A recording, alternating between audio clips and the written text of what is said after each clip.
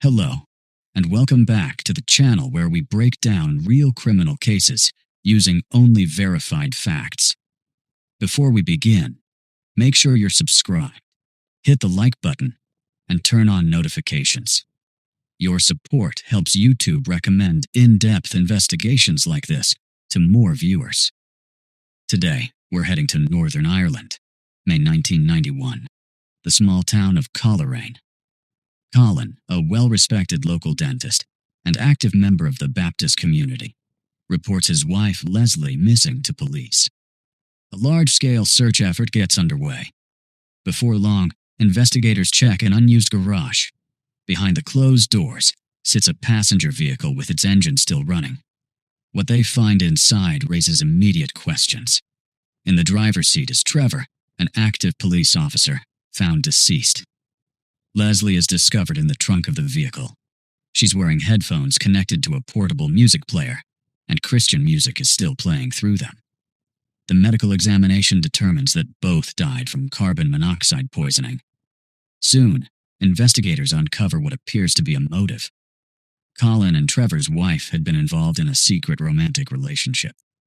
To detectives, the pieces seem to fit together. The official conclusion is a double case of self-harm involving two betrayed spouses who could not cope with the affairs. The case is closed quickly. But let's think about that for a moment. How often does someone planning to end their own life decide to climb into a cramped vehicle trunk and put on headphones beforehand? Back in 1991, that technical inconsistency didn't seem to concern investigators at all. This was a carefully disguised crime that remained unsolved for 18 years. It took a long chain of personal disasters before authorities finally realized that on that spring night, neither of those two people had any intention of dying voluntarily. To understand how this story began, we need to go back several decades. Colin was born in 1959. He grew up in Belfast in a large family with two brothers and two sisters. From an early age, daily life revolved around the strict rules of the Baptist Church. He tended to stay out of the spotlight, avoided attention, and grew up as a fairly reserved person. When it came time to choose a career, he set his sights on medicine. While attending college, he met Leslie. She was a year younger than him. Born in Plymouth, England, she was raised in Dublin. Like Colin, she grew up in a strict Christian environment and came to study nursing. Sharing similar religious beliefs and values, the two students connected quickly and grew close. But the image of moral perfection they projected to the world soon began to crack.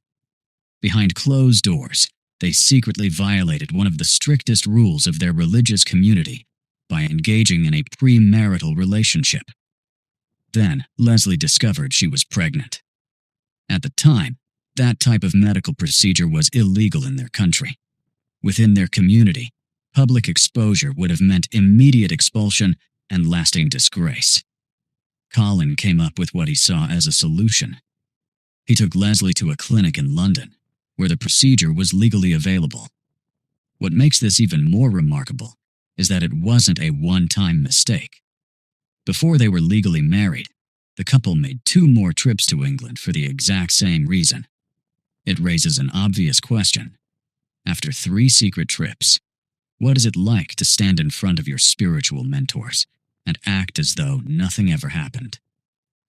In my view, this is where a dangerous habit began to take shape. Colin learned that any threat to his reputation could be eliminated, as long as everything was kept hidden from everyone else. In 1983, the two officially got married and moved farther away from their relatives. A year later, their first son, Matthew, was born. Leslie permanently stepped away from nursing and devoted herself entirely to the family and the home. Colin, meanwhile, was gaining status at a rapid pace. He launched a successful dental practice and became heavily involved in youth programs at the local church. Members of the congregation genuinely admired his dedication and commitment. 3 years later, their daughter Lauren was born, and in 1989, their son Daniel arrived. Caring for 3 young children, left Leslie completely drained. While she spent most of her time confined to the responsibilities of home life, her husband continued to receive praise as a respected leader in the community. Then came a series of devastating emotional blows. First, Leslie lost her mother. Not long afterward, another painful truth came to light. She discovered that her seemingly perfect husband had carried on a secret month-long affair with a former classmate. Trying to cope with the betrayal and the growing depression that followed, Leslie began drinking regularly. Alcohol gradually became her primary escape from reality. That same year, shortly after recovering from the birth of her third child, she received another shocking piece of news. She was pregnant again. The prospect of raising 4 sons and daughters pushed her to an emotional breaking point. From the outside, the family still looked flawless, but behind that polished image was a deeply exhausted woman and a man who had become increasingly comfortable covering up the consequences of his own actions. As the family crisis deepened, Colin revealed a striking contradiction in his personality. At home, he behaved like an intensely possessive husband. The dentist could barely tolerate Leslie having ordinary conversations with other men, and frequently sparked arguments fueled by jealousy. And when you think about it, that's a remarkably cynical position for someone who had only recently been exposed for his own infidelity. But in Colin's world, strict rules seemed to apply only to other people. Before long, a new family arrived in town. Trevor Buchanan, an active police officer, moved to Coleraine with his wife Hazel and their son and daughter. Hazel took a position teaching at the church's Sunday school, where Colin was already a highly involved volunteer. Because Colin regularly brought Matthew, Lauren, and Daniel to church activities, he suddenly had a perfectly legitimate reason to spend time around the new teacher. They crossed paths constantly during church outings, community events, and swimming lessons. His reputation as a devoted church mentor worked like the perfect cover. Nobody had a reason to be suspicious. Before long, a secret affair developed between the dentist and the police officer's wife. For quite some time, their system worked flawlessly. Colin would leave home claiming he was heading out for a run, but his route routinely ended at Hazel's front door, while Trevor was out patrolling the streets. Hazel had her own explanation ready. She told people she was spending hours shopping, while in reality she headed straight to Colin's private dental office. And this is where we come to a detail that, personally, I find especially disturbing because of how calculated it appears. Hazel struggled with intense guilt over betraying her husband. The emotional pressure became so overwhelming that it started affecting the relationship itself. So what did the trained physician do?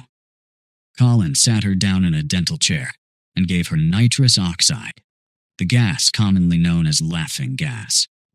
While she inhaled it, he repeatedly reassured her that their relationship was somehow meant to be, arguing that fate would never have brought them together otherwise. Just think about that for a moment. A medical professional was using workplace medications to chemically ease his partner's moral conflict and emotional distress. For a surprisingly long time, they managed to keep the relationship hidden in a relatively small town. The system finally began to crack when Hazel realized she was pregnant. At that point, the situation became critical. She had no way of knowing who the biological father was. If the baby resembled her lover instead of her husband, both families, both reputations, and everything they had built could collapse overnight. The decision came quickly. Colin didn't come up with a new solution. Instead, he returned to the same method he had relied on before. He purchased airline tickets and personally accompanied Hazel to the same London clinic, whose route he had learned by heart years before his own marriage. The problem was handled using a familiar pattern. No trace was left behind in Ireland. Convinced they were untouchable, the two returned home with no intention of ending the affair. Ironically, the entire arrangement began to unravel because of a simple mistake. One member of the congregation noticed vehicles belonging to Colin and Hazel parked side by side near a wooded area. Curious, the witness moved closer and saw the two of them together inside one of the cars. Rather than creating a public scene, the church member chose a different approach. He went directly to the pastor and reported everything he had seen. The church's response is swift and uncompromising. Church leaders immediately removed both Colin and Hazel from their roles within the congregation. Leslie and Trevor, the betrayed spouses, are informed about the affair. Church leadership orders both couples into mandatory marriage counseling and strictly forbids any further contact between the two lovers. The restrictions go so far that Colin and Hazel are instructed to attend Sunday services at completely different times. For Leslie, the revelation only confirms suspicions she had already been developing on her own. By that point, she had quietly started paying close attention to her husband's behavior. One detail catches her eye. In the pockets of Colin's pants, she repeatedly finds an unusually large number of 20-pence coins. At the time, those coins were commonly used in public payphones. A successful dentist already had telephones at home and at his practice. There was little reason to carry that much loose change, unless he needed a way to make calls that couldn't easily be traced through household phone records. It's remarkable how carefully constructed secrets can start unraveling because of something so small. As the months pass, the pressure inside the family reaches a breaking point. In early May of 1991, Leslie's father passes away. The loss lands on top of the emotional strain caused by her husband's betrayal and pushes her into an even deeper crisis. While alone at home, she takes a large quantity of powerful pain medication. But before the medication can fully take effect, her survival instinct overrides her despair. Leslie gets into her car, drives herself to the emergency department of a nearby hospital, and asks doctors to perform an emergency stomach treatment. She repeatedly pleads with medical staff not to document the incident. Hospital procedures leave no room for exceptions. The event is officially recorded in her medical file as an attempt to take her own life. After returning home, Leslie makes what appear to be her final efforts to save the marriage. She changes her hairstyle. She buys new clothes. But she is met with cold indifference from her husband. Struggling with isolation, she begins leaving short, handwritten notes throughout the house. One of those notes reads, "My darling, I'm going to sleep now. I don't know for how long. Thank you for all the good times." Colin finds the note. Most people would see those words as a warning sign and an urgent reason to check on a loved one. But according to what investigators would later uncover, Colin saw something very different. The recent medical record, combined with a handwritten farewell message, appeared to create the foundation for a powerful future explanation. Just 4 months after the church's restrictions were put in place, Colin and Hazel secretly resume contact. During those conversations, Colin lays out a plan that he believes is carefully calculated. The idea is simple. If Leslie were no longer in the picture, he would become a widower, who would likely receive sympathy from everyone around him. And if Trevor were also gone, there would be nothing standing between Colin and Hazel living openly as a couple. Hazel is terrified by the proposal. She refuses at first, fearing exposure and the possibility of spending years behind bars. But Colin is absolutely convinced he's right. He repeatedly assures her that he has developed a flawless plan and that law enforcement will never be able to connect the dots. According to his plan, Hazel's only role on that night is to secretly add powerful sedatives to her husband's food or drink ahead of time. The goal is simple. Leave the experienced police officer too heavily impaired to resist when Colin arrives. The morning of May 19th, 1991. Colin calls the local police station. He puts on a convincing performance, sounding worried and panicked as he asks whether there were any major traffic accidents overnight. According to his story, Leslie had left home after an argument the previous evening and had not returned. When officers arrive to speak with him, one detail immediately stands out. Fresh scratches and visible injuries can be seen on the respected dentist's face. Think about that for a moment. How does someone explain recent physical injuries on the very day their spouse mysteriously disappears? Colin already has an answer prepared. He tells investigators that Trevor confronted him the previous day. According to the story, the police officer had discovered that the affair had resumed, became aggressive, and a physical altercation followed. Colin claims Trevor then took Leslie with him, and the two drove away together. Just like that, the injuries on his face suddenly appear to make sense. Detectives immediately head out to interview Hazel. The newly widowed woman calmly confirms the prepared account almost word for word. She tells investigators that Leslie had indeed come to their home, that a heated confrontation took place, and that both spouses eventually left together in the same vehicle. Every statement appears to line up perfectly. At the same time, Colin begins publicly raising concern among members of the church community. He gathers dozens of volunteers and subtly guides the search effort. The dentist carefully encourages people to check a specific vacant property, the home of his recently deceased father-in-law. He suggests that a grieving woman might have gone there seeking privacy and solitude. And with that, the circle closes. Colin remains in the background, while other people open the garage and make the discovery that will define the entire case. By allowing others to find the scene, he distances himself from even the slightest appearance of suspicion. When the official inquiry begins, the system shows a startling lack of skepticism. Investigators are presented with evidence that seems to support a single conclusion. There is Leslie's recent note about wanting to sleep for a long time. Toxicology results reveal the presence of powerful sedatives in both Trevor and Leslie. Then there is the documented hospital visit, following her medication overdose only weeks earlier. To exhausted detectives, the picture appears complete. Two emotionally devastated people, unable to cope with public humiliation, had supposedly decided to leave life behind together. One officer, who personally knew all four individuals, openly pushed for a criminal investigation.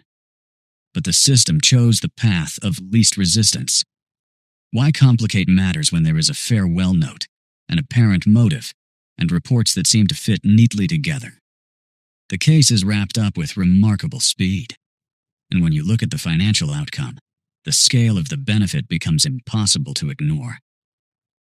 Colin legally collects approximately 400,000 British pounds in insurance money. Hazel receives roughly 200,000 pounds and successfully secures a lifetime survivor's pension connected to her late husband. From the outside, it looks like the perfect chess match. No suspicion. Large sums of money. Complete freedom to move forward.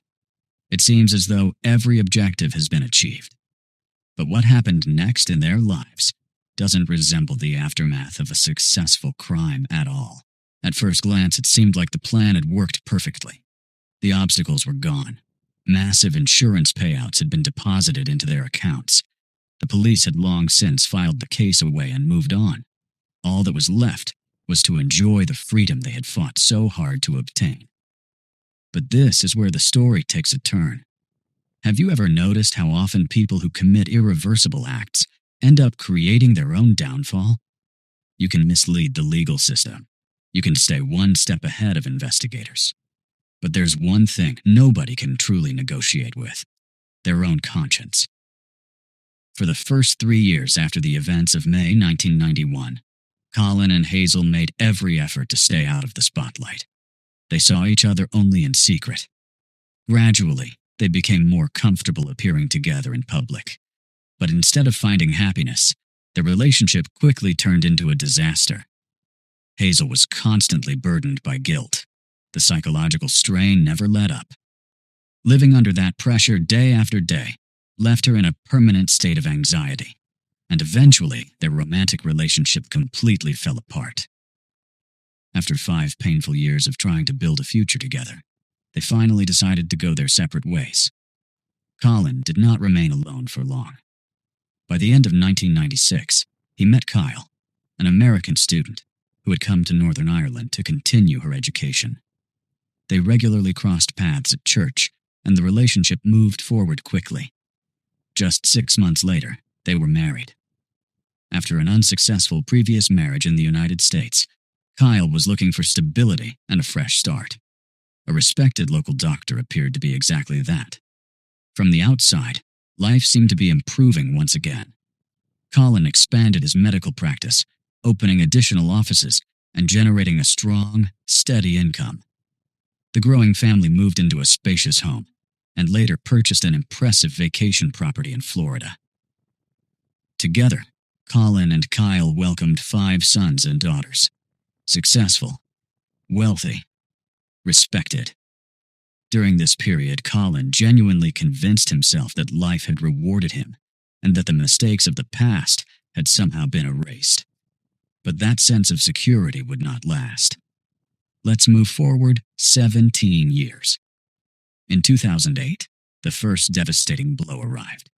His oldest son, Matthew, traveled to Russia through a student exchange program. One day, while standing on the upper floor of a building, Matthew attempted to call out to a friend below near a stairwell. In that moment, he lost his balance and fell approximately 40 feet. The fatal injuries occurred instantly at the scene. The loss shattered Colin, but one detail affected him more than anything else. According to reports, in the final moments before the fall, Matthew was desperately calling out someone else's name. For Colin, that detail became an unbearable trigger. It brought him right back to that spring night in 1991. The emotional impact was immediate and overwhelming. Struggling under the weight of grief, he soon made a disastrous financial decision. During this vulnerable period, he was approached by individuals promoting an investment opportunity tied to the search for Yamashita's gold, the legendary treasure supposedly hidden in the Philippines by the Japanese military during World War II. For someone desperate to find purpose and distraction, the proposal sounded convincing. What happened next would only deepen the collapse that had already begun. Every reasonable person around him warned him not to get involved. They pointed out the obvious red flags and told him it looked like a classic financial scam. But blinded by the possibility of making millions, he transferred 350,000 British pounds to people he barely knew. In return, he received nothing but a package containing a few old coins, worth barely £30 in real value. After losing his oldest son, and then losing a massive part of his fortune, Colin reached one conclusion. This was not just bad luck. This was not simply a rough season in life. He became convinced it was direct and merciless payback for the secret he had hidden from the world for so many years. So let's go back to that spring night in 1991. Just think about the level of cold calculation here, carrying out a double crime on his own son's birthday. On May 18th, Daniel turned 2. Colin deliberately kept Matthew, Lauren, and Daniel playing late into the night so they would sleep as deeply as possible. Once the house went quiet, he took a heavy hockey stick and wedged it tightly against the outside of their bedroom door. Leslie was asleep in the living room. Under the weight of stress, she had been drinking and had taken her usual sleeping tablet.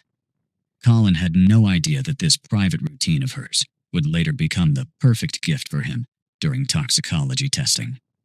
Once he was sure his wife was asleep, the dentist went to the garage. He took a plastic feeding bottle, cut it apart, and used it as a makeshift connector, sealing the exhaust pipe to a long garden hose. Then he started the engine and ran the hose directly toward Leslie's face. As carbon monoxide filled the area around her, Leslie began struggling to breathe and suddenly woke up. In panic, she screamed her oldest son's name with everything she had. Matthew. That was the horrifying trigger that, 17 years later, would nearly break Colin completely. His wife's final scream would echo back to him through the image of his son falling from that height. Colin forced himself on top of Leslie, covered her with a blanket, and physically held her down until she stopped resisting. Then he changed her clothes, hid her in the trunk, and called Hazel. In a calm, almost routine way, he told her the first part of the plan was complete. Hazel confirmed that the tranquilizers were already in Trevor's system. Colin then drove to the officer's home, pulled the vehicle into the garage, and once again ran the hose, this time into Trevor's bedroom. But Trevor woke up from the harsh smell. A brutal fight for survival followed. Taking on a police officer would not have been easy, but the medication Hazel had slipped into his system did exactly what Colin expected it to do. Weakened and disoriented, Trevor lost the struggle on the bedroom floor. Hazel sat on the couch, pressing her hands over her ears. After breathing in the gas during the fight, Colin rushed outside, desperate for fresh air. What follows is a calculated cleanup operation. Hazel destroys key pieces of evidence, burning the hose in the fireplace and washing clothing connected to the night's events. Meanwhile, Colin transports both bodies to his late father-in-law's property. He places Trevor in the driver's seat of the vehicle, but the confined space creates a problem. One of Trevor's legs hangs awkwardly outside the car. Leslie remains in the trunk. To strengthen the appearance of a self-harm scenario, Colin places headphones on her and starts music playing through them. He arranges photographs around the scene and connects the exhaust system using a vacuum hose attachment to create a convincing narrative for investigators. Then he leaves the property and rides home on a bicycle. Now let's jump back to late 2008. Crushed by financial losses and devastated by the sudden loss of his oldest son, Colin finally reaches a breaking point. Convinced that his suffering is some form of divine judgment, he approaches the elders of his church and voluntarily reveals the truth about what happened years earlier. But the confession doesn't stop with the events of that spring night. Another disturbing allegation emerges. Colin admits that over a period of years, he engaged in serious misconduct involving female patients while they were under heavy dental sedation during treatment. Church leaders react immediately. The information is passed directly to authorities. In January 2009, Colin is formally arrested, and he has no intention of facing the consequences alone. During early interviews with investigators, he provides extensive details about Hazel's involvement.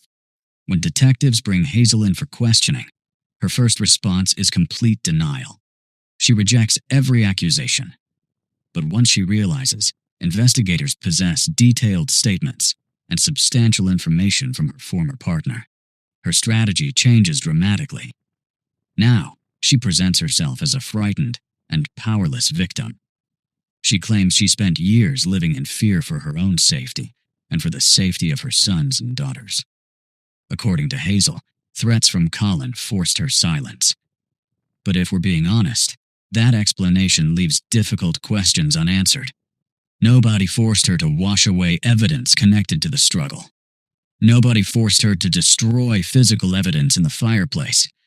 And nobody forced her to participate in concealing what had happened while her husband's body was being transported away. To many observers, the victim narrative looked less like an explanation and more like an attempt to preserve her reputation and freedom.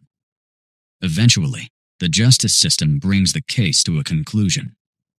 In November 2010, the court sentences Colin to life in prison, with a minimum term of 21 years before parole eligibility. Hazel's trial takes place in March of the following year. The prosecution's key witness is Colin himself. Testifying under oath, he claims he is speaking out to clear his conscience and finally tell the truth. The jury doesn't take long to reach a decision. After roughly 2.5 hours of deliberation, they reject Hazel's account and return a guilty verdict. She receives a life sentence with a minimum term of 18 years. In the end, the image of the perfect family completely collapses. Kyle, the American woman who had built a life with Colin, learns the full truth about the man she shared a home with. She immediately files for divorce and returns permanently to the United States. Of the 9 sons and daughters born across Colin's 2 marriages, only one daughter is reportedly willing to maintain any form of contact with him today. What makes this story so remarkable is how long appearances manage to hide reality. For years, a respected professional, trusted church member, and devoted family man successfully convinced police, members of the congregation, friends, and relatives that everything was exactly as it seemed. Behind that carefully maintained image was a level of calculation that remained hidden until the weight of the truth finally became impossible to carry.